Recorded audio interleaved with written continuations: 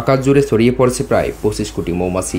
শুক্রবার ভোর 4টার দিকে যুক্তরাষ্ট্রের ওয়াশিংটন অঙ্গরাজ্যের লিন্ডেন শহরের কানাডা সীমান্তের কাছাকাছি একটি ট্রাক উল্টে গেলে এই বিপত্তি ঘটে।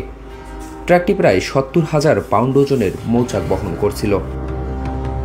হোয়াটকম কান্ট্রি শেরিফের অফিস জানিয়েছে, ট্রাক চালক একটি আঁকাবাঁকা মোড় ঠিকমতো নিতে না পারায় ট্রাকটি খাদে পড়ে যায়।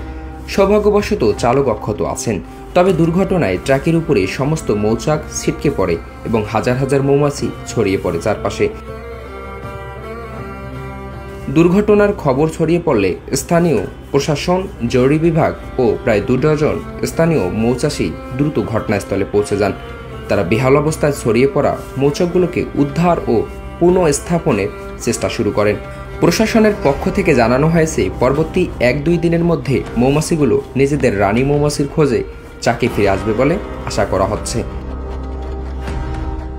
শেরিফের অফিস জানিয়েছে, মৌমাছি কমিউনিটির অসাধারণ সহায়তায় লক্ষ লক্ষ মৌমাছিকে বাঁচানো সম্ভব হয়েছে, তবে সাধারণ জনগণকে ওই এলাকা থেকে দূরে থাকার পরামর্শ দেওয়া হয়েছে।